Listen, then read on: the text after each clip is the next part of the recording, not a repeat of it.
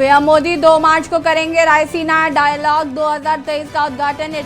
Italy की प्रधानमंत्री भी होंगी मुख्य अतिथि।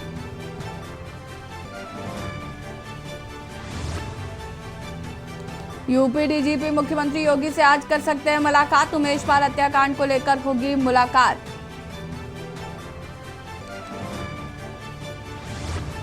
उमेश पाल हत्याकांड में आरोपित माफिया अतीक के 40 करीबियों के मकानों पर पीडीए की नजर। 2 दिन में होगी ध्वस्तीकरण की कार्रवाई। बजट चर्चा में अखिलेश यादव ने सरकार पर साधा निशाना। कहा कहीं आपस में टकरा तो नहीं रहे दोनों इंजन।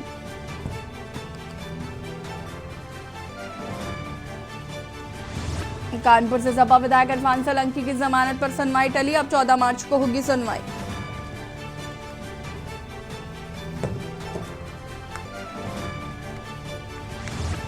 होली से पहले महंगाई का बड़ा झटका। एलपीजी सिलेंडर के दाम 50 रुपए बढ़े। कमर्शियल सिलेंडर भी 350.50 रुपए हुआ महंगा। आप देख रहे हैं के न्यूज, खबरों का सारथी। नमस्कार, खबर उत्तर प्रदेश में आप सभी का स्वागत है। मैं हूं आपके साथ यशु शुक्ला और लखनऊ से खबर आपको बता देते हैं, जहां पर होली पर हुड़दंग किया तो जब्त होंगे वाहन। हुड़दंग करने वालों के लाइसेंस जब्त किए जाएंगे। डीएम ने आरटीओ प्रवर्तन को दिए हैं निर्देश। होली समिति की बैठक में दी गई है नसीहत। डीएम ने नसीहत दी है। होली समितियों की बैठक में दी गई नसीहत। होली में हुड़दंग किया तो जब्त होंगे वाहन। हुड़दंग करने वालों के लाइसेंस जब्त किए जाएंगे।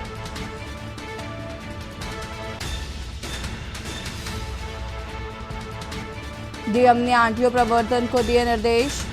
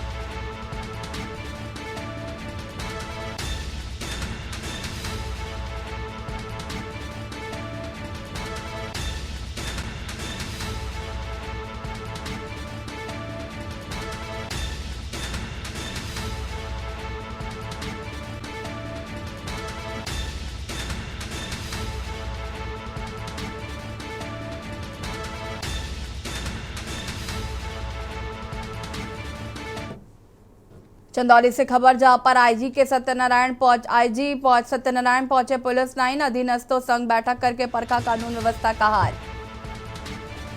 गिरफ्तारी को लेकर कसी अधीनस्थों की नकेल। लंबित विवेचनाएं होने पर थानाध्यक्षों को जमकर फटकारा। होली के पर्व को लेकर विशेष सतर्कता बरतने का निर्देश दिया है। शराब माफियाओं, गो तस्करों पर नकेल कसने का दिया निर्देश। आईजी सत्यनारायण पहुंचे पुलिस लाइन। अधीनस्थों संग बैठक करके परखा कानून व्यवस्था का हाल।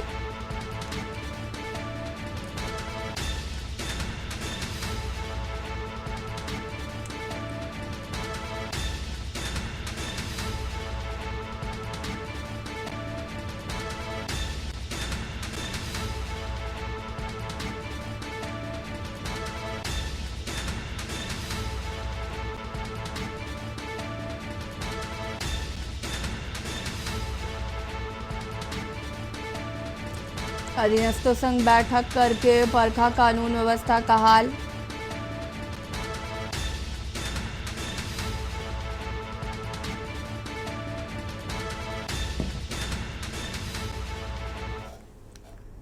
महोबा 20 घंटे में ही जिले की बड़ी चोरी का हुआ खुलासा। पुलिस ने 4 अभियुक्तों को किया गिरफ्तार।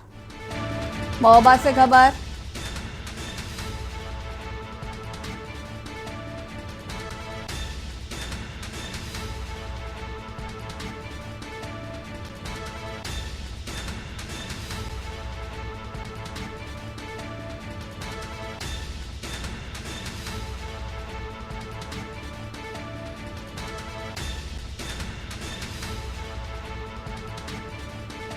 अभियुक्तों को गिरफ्तार किया गया है। रुपए और जेवर किए गए हैं बरामद। पूर्व खनिज राज्य मंत्री के भाई संदीप के घर पर हुई थी चोरी। 98 लाख की नकदी सहित 75 लाख के जेवरात की चोरी हुई थी।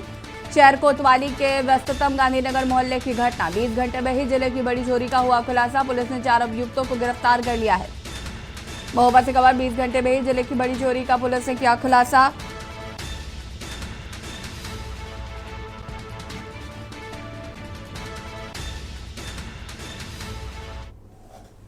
बुलंदशहर से खबर, जहां पर एम्बुलेंस में शराब तस्करी का हुआ खुलासा। पुलिस ने चेकिंग के दौरान एम्बुलेंस से बरामद हुई शराब। एम्बुलेंस से 125 पेटी अवैध शराब बरामद अंग्रेजी शराब की कीमत बताई जा रही।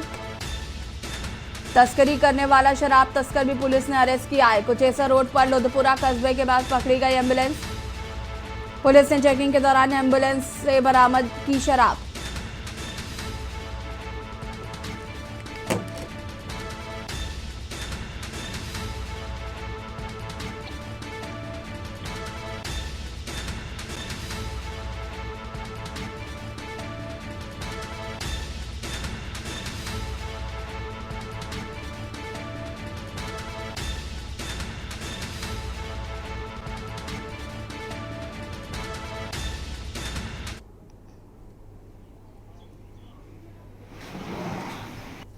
जनपद में अपराधों पर अंकुश लगाए जाने हेतु अपराधियों के विरुद्ध चलाए जा रहे अभियान के तहत आज दिनांक 28 फरवरी 2023 को थाना बीबीनगर पुलिस द्वारा चेकिंग के दौरान एक अभियुक्त को कुचेसा रोड लुधपुरा बम्बे के पास से 125 पेटी अवैध शराब अंग्रेजी में एक एम्बुलेंस गाड़ी के गिरफ्तार किया गया है।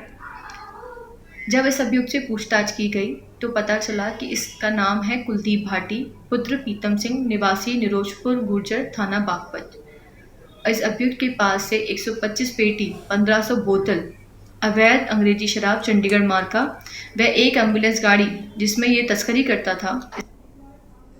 बस्ती जनपद की पुलिस के साथ मंगलवार भोर से सीएससी संचालक के ऊपर फायर करने वाले बदमाशों के पुलिस के बीच मुठभेड़ हुई। बदमाश को गिरफ्तार किया गया है। मुठभेड़ में एक सिपाही को भी गोली लगी, जिससे जिला अस्पताल में भर्ती कराया गया है। जांच की हालत खतरे से बाहर बताई जा रही है। पुलिस से मिली जानकारी के अनुसार हरिपुर गांव में ग्राहक सेवा केंद्र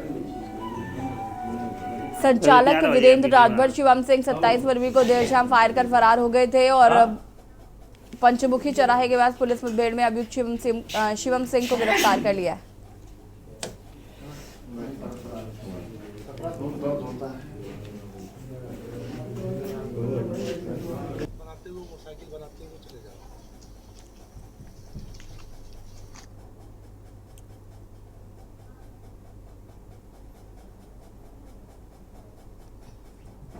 थाना परशुरामपुर में एक सीएससी चालक से लूट करने के वक्त उसके पैर में गोली मार करके उसको घायल कर दिया गया था।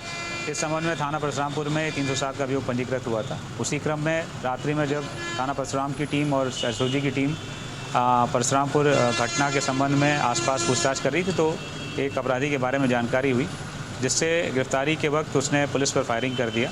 फायरिंग के दौरान पुलिस ने सिखलाई हुई विधि से जब वापस से जवाब दिया तो अपराधी शिवम सिंह के पैर में गोली लगी है, जिसका इलाज यहाँ सदर अस्पताल में हो रहा है। वो खतरे से बाहर है।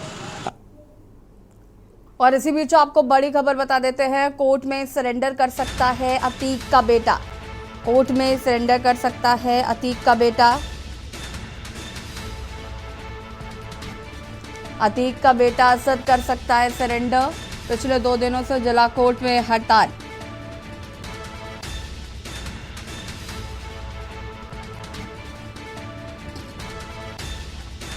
अतीक का बेटा कोर्ट में कर सकता है सरेंडर।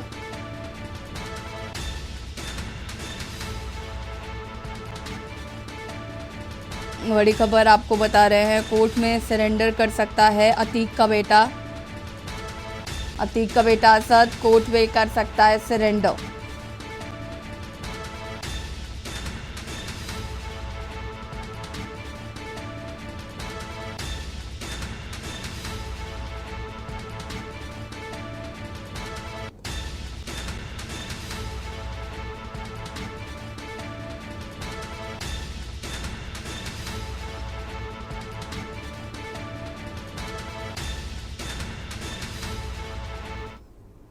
चंदौली के सांसद केंद्रीय कैबिनेट मंत्री डॉक्टर महेंद्र पांडेय ने बजट पर दिल्ली से निजी अस्पताल में भर्ती होने के बावजूद वर्चुअल प्रेस वार्ता करते हुए आम गरीब लोगों का बजट बताया। उन्होंने बताया कि सभी तबके के लोगों को विकास के लिए बजट है। महिलाओं का खास ख्याल रखा गया है, धन स्वीकृत किया गया। उन्होंने स्वामी विवेकानंद के तहत छात्रों को टैबलेट आदि वितरण करने के लिए बताया कि 36,000 करोड़ रुपए का बजट में प्रावधान है। इस तरह सभी को ख्याल रखते हुए यह बजट पेश किया गया। वही दीनदयाल अंत्योदय योजना के तहत ग्रामीण महिलाओं को 81 लाख स्वयं सहायता समूह से जोड़ा गया है। उन्होंने कहा कि सरकार ने किसानों को एमएसपी में बढ़ोतरी की है, साथ ही एमएसपी का दायरा बढ़ाया गया है। 20 लाख नए किसान क्रेडिट कार्ड धारी होंगे।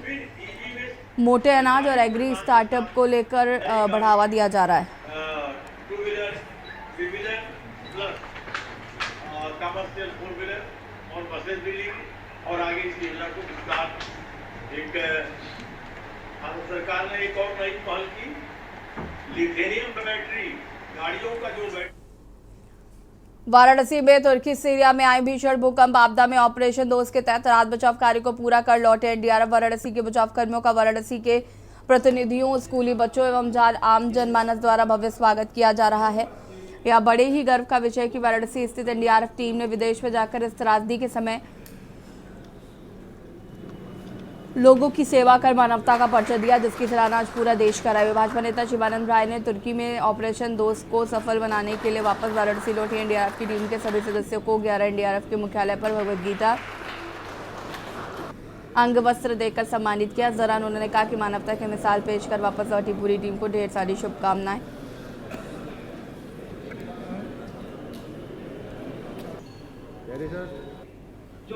एनडीआरएफ की टीम तुर्की में ऑपरेशन दोस्त के तहत जो भारत से गई थी, जिसमें काशी से 51 एनडीआरएफ के जाबाज तुर्की में ऑपरेशन दोस्त के तहत गए थे। इन लोगों के आगमन के बाद एनडीआरएफ के जाबाजों के साथ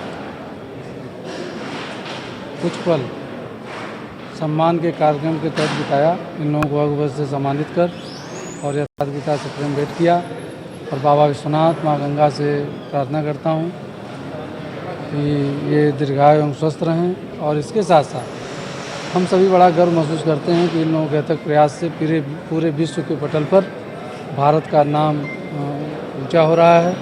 और हम सभी बड़ा इस बात का भी गर्व महसूस करते हैं कि कोई भी आपदा आती है तो ये लोग सदैव तत्पर रहते हैं और इन सभी लोगों के अथक प्रयास से हम सभी सुरक्षित हैं। और आज एनडीआरएफ के जाबाजों के साथ कुछ पल बिताया और सम्मान का कार्यक्रम इन लोगों के साथ करने के बाद ये महसूस हुआ कि धरती पर ये दूसरे भगवान हैं जो आपदा के समय लोगों की रक्षा करते हैं। भाजपा के हैं वो, और जो स्वामी अलगड़ानंद महाराज जी का एक आश्रम है उसके प्रतिनिधि के रूप में एक महाराज जी आए थे, तो उन लोगों ने भी एक अभिनंदन कार्य यहाँ पर अभिनंदन का कार्यक्रम रखा था। और सभी जो हमारे कार्मिक यहाँ से तुर्की के ऑपरेशंस में गए थे उनका अभिनंदन किया और यथार्थ गीता जो पुस्तक है उसका यहाँ वितरण किया गया। अखिल विश्व गायत्री परिवार की तरफ से भी उन्होंने जो साहित्य है आचार्य श्री राम शर्मा जी के द्वारा रचित, वो साहित्य भी हमारे कार्मिकों को यहाँ वितरित किया गया। आप सभी का स्वागत है। अति संवेदनशील शहर अलीगढ़ में आगामी दिनों में आ रहे होली पर्व पर शब बारात पर्व को लेकर जिला मुख्यालय में एक पीस कमेटी का आयोजन किया गया। एसएसपी कलानिधि नैथानी की अध्यक्षता में आयोजित हुई इस बैठक में शहर के सभी धर्मों में संभ्रांत लोगों ने अपनी उपस्थिति दर्ज कराई। साथ ही वरिष्ठ पुलिस व प्रशासन के लोग इस बैठक में शामिल रहे। बैठक में निर्णय लिया गया कि महानगर में शांति व्यवस्था बनाए रखने के लिए तैनात की जाएगी। पुलिस संवेदनशील इलाकों में विशेष चौकसी रखी जाएगी।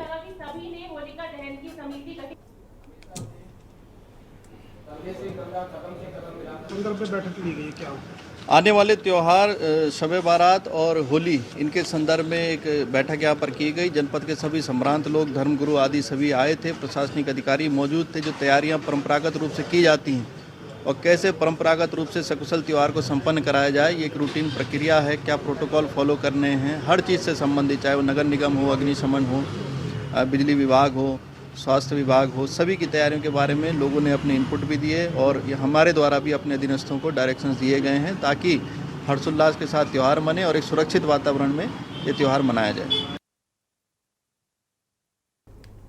अमरोहा जनपद की गजरौला थाना पुलिस से होली के त्यौहार से पहले तस्करी के लिए लाई जा रही अवैध हरियाणा मार्का शराब की 24 पेटी शराब के साथ 2 शराब तस्कर गिरफ्तार किए। वहीं एसपी के निर्देश पर सघन चेकिंग अभियान चल रहा था, जिसके तहत ब्रजघाट चौकी पुलिस ने एक गाड़ी से हरियाणा से तस्करी करके लाई जा रही 24 पेटी अवैध अंग्रेजी शराब को पकड़ा, जिसके साथ 2 तस्कर गिरफ्तार हुए हैं।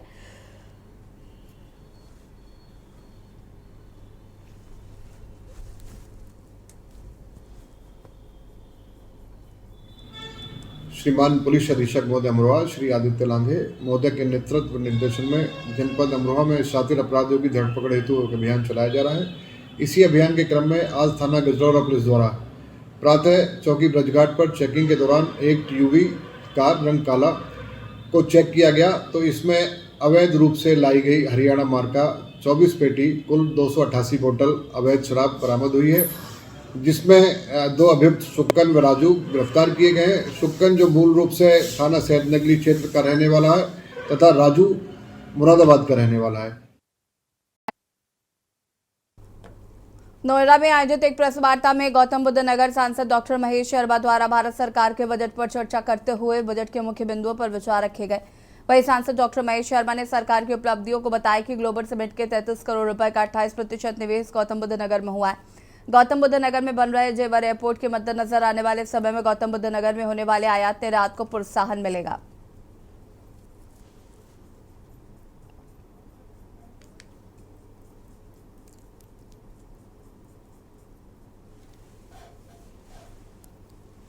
आज 1,700 से ज्यादा स्कूल खोले गए हैं। खबर आगरा से है। गाजियाबाद के एरिया ऋतु सुहास की पीसीएस अफसर होने के साथ साथ फैशन की दुनिया में एक अलग पहचान है। वर्ष 2019 में ऋतु सुहास मिस इंडिया का खिताब भी अपने नाम कर चुकी हैं। इन दिनों बिल्कुल अलग अंदाज में एडीएम ऋतु सुहास इंटरनेट पर छाई हुई हैं। गाजियाबाद में सुरक्षा घेरे में चलने वाली एडीएम ऋतु सुहास आगरा में रैम वॉक करती हुई नजर आई। ताज महोत्सव के दौरान आयोजित हुए फैशन शो में 5000 साल पुरानी फैब्रिक की परंपरा की झलक दिखाई दी। गुजरात के कच्छ का काला कॉटन, हरियाणा का रेजा, झारखंड का परिहन फैब्रिक समेत विभिन्न राज्यों के परिधान पहनकर तकरीबन 100 से अधिक मॉडल रैम पर उतरी थी। इनका नेतृत्व गाजियाबाद की एडीएम ऋतु सुहास की तरफ से किया गया था। फैशन शो के दौरान मॉडल से विभिन्न राज्यों से आए फैशन डिजाइनर्स के वेशभूषा को प्रदर्शित किया। इसी दौरान ऋतु सुहास भी रैम वॉक पर जलवा बिखेरती हुई नजर आई। ऋतु सुहास से बताया कि ताज महोत्सव के छठे दिन प्रधान शो का आयोजन हुआ, जिसमें देश के विभिन्न राज्यों से आए बुनकरों ने अपने उत्पाद प्रदर्शित किए। ताज महोत्सव के फैशन शो के दौरान एडीएम ऋतु सुहास ने कोयम्बटूर की फैशन डिजाइनर कविता द्वारा डिजाइन की गई ड्रेस को पहनकर रैम वॉक किया।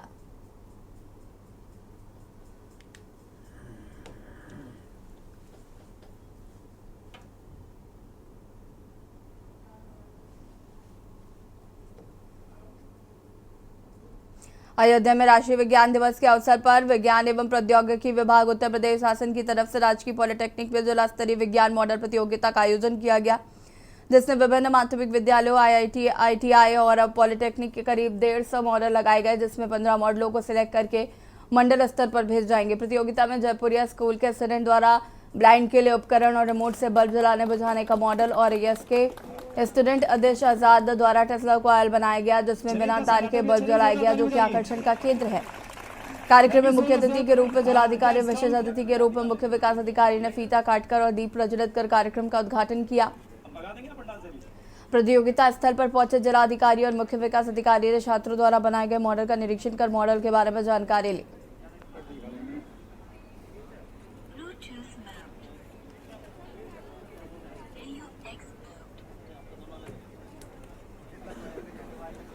सबसे जो विज्ञान प्रदर्शनी है, इसका आयोजन का उद्देश्य होता है कि वैज्ञानिक मनोवृत्ति का विकास होना, कि जब हम चीज़ों को समझते हैं, पढ़ते हैं, तभी आप कुछ निर्माण कर सकते हैं। तो इस मॉडल के द्वारा बच्चों ने प्रस्तुतिकरण दिया है कि किस तरीके से सब्जेक्ट है, विषय वस्तु को कैसे आप प्रायोगिक धरातल पे उतार सकते हैं और उसका प्रयोग में कैसे यूज किया जा सकता है, उसका कैसे इम्प्लीकेशंस हो सकते हैं, कैसे उसका स्केल अप करके आप उसको सोसाइटी के लिए लाभ प्राप्त कर सकते हैं। ये बहुत महत्व है और यहाँ पे बहुत बच्चों ने बहुत क्रिएटिव रूप से बनाया है, मॉडल्स बहुत अच्छे बनाए हैं और ये उनके तार्किक क्षमता को दिखाता है कि कैसे बच्चे जो रट के पढ़ सकते हैं वो ऐसा नहीं बना सकते हैं।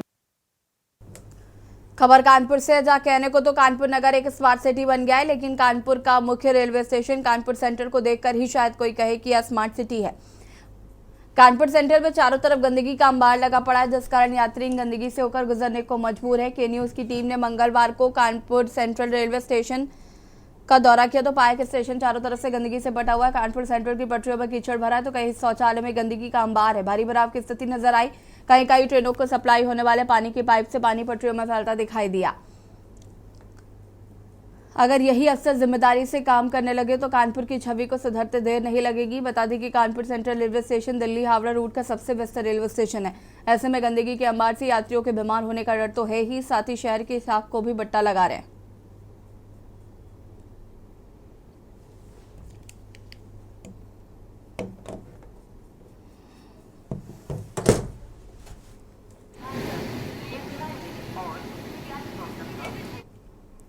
बुलेटिन में इतना ही। देखते रहिए कि न्यूज़ इंडिया। नमस्कार।